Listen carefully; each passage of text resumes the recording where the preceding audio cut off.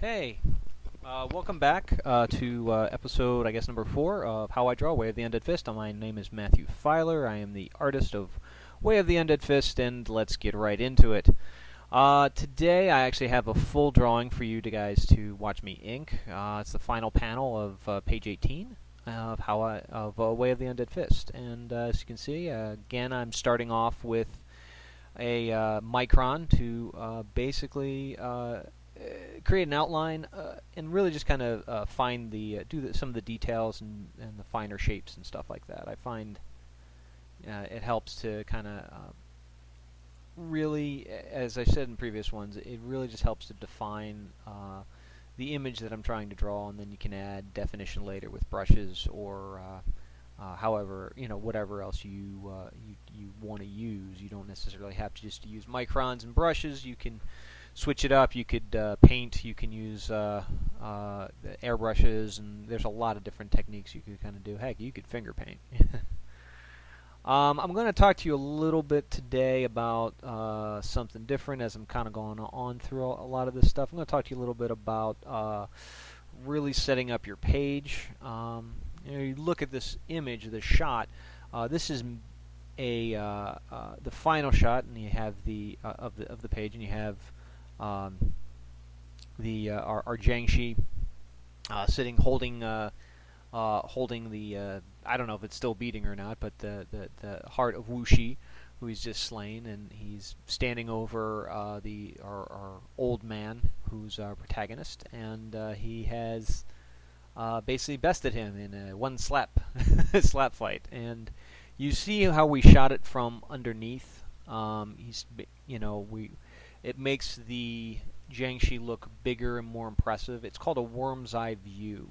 Picking the angle in which you draw your panels, or selecting which the camera angle matters a lot. It can drastically change the image in the shot that you are creating. This definitely creates a sense of power for our Jiangshi, and we have, of course, the old man kind of at his feet. The metaphors work for a reason. Try to work with them before you decide you want to try to change them or work against them. It'll flow a lot easier, and you can do a lot more stuff, and your images will be a lot more powerful. One of the other things you can notice is also character design. We'll talk a little bit about here as I fill everything in. Notice the old man's got this kind of football type head and short body. That's not an accident. I've chosen that in the same reason I gave our main character Hugh that gigantic hat. From a distance, your character's silhouette should be recognizable. And it helps when you're doing long shots and you can actually look at it and be like, okay, this is definitely this character, this is definitely that character. If everybody looks exactly the same, it becomes hard to... long shots become very difficult. You notice our Jiangshi has this ridiculous ponytail sticking out of the top of his head. That's also not a accident. I wanted to make sure his silhouette was memorable. His silhouette, had, you could tell the difference between him and everybody else.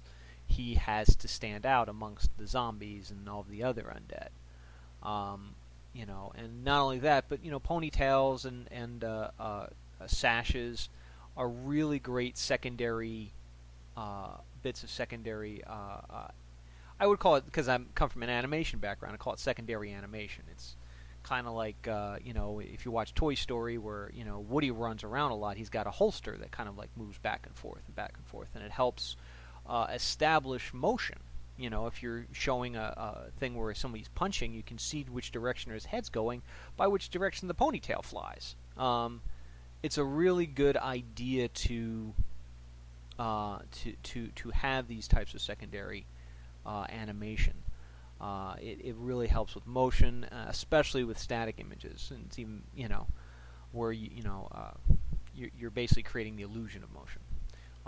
And don't do not shy away from creating odd-shaped characters. You should. It's hard to do it for heroes and whatnot, and that's just kind of comes from the fact that everybody seems to gravitate towards the classically beautiful for our heroes. But don't forget that side characters can be heroes too. They're just as interesting, and differently shaped features and character heads or body types are really, really powerful and create a really nice diversity amongst your characters, and they can really, really be useful and creative. Thank you so much for tuning in. This is Matt Filer. Bye.